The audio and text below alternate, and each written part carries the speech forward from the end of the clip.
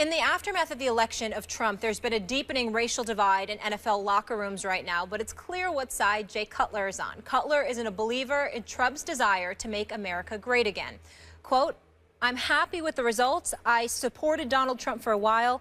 I'm not going to dive into it. I know it's a sensitive issue, but I like where it's going."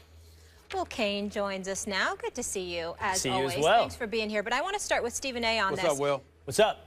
Stephen A., what's your reaction to Jay Cutler's quote I just shared? My reaction is I want to know the reporter who asked Jay Cutler this question. Like, who gives a damn what Jay Cutler feels? I mean, are you kidding me? Like, are we supposed to care what Jay Cutler feels right now? I mean, did he have something to do with Donald Trump being the president-elect of the United States?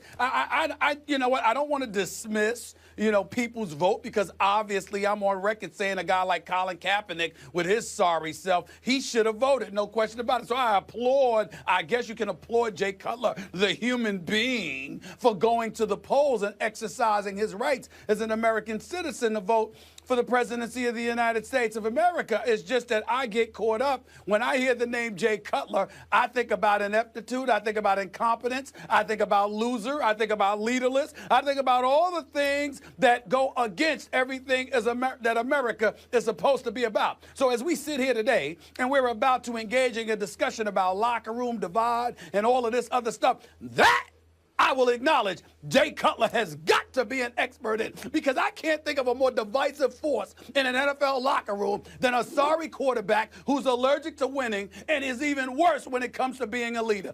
That would be Jay Cutler. So on that subject, he definitely is an expert. But I don't give a damn how he felt about who the president should be, because as far as I'm concerned, there should be a vote that takes place in Chicago every week as to when Jay Cutler should be booted out of the second city, because he doesn't belong there as far as I'm concerned, or any place else being a starting quarterback for an NFL team. That is where I'm at.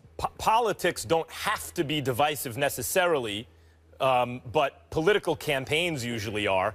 And when you're coming out of a hotly contested campaign that's divided the country, if you're on one side or the other, maybe Jay Cutler's not the best branding for you.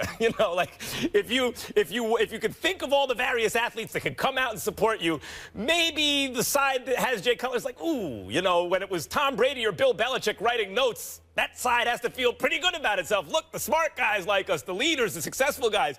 But it's just like, in kind of plain branding terms, Jay Cutler maybe is not the first choice you want endorsing your product, so to speak. But I do want to give him credit for admitting it, though.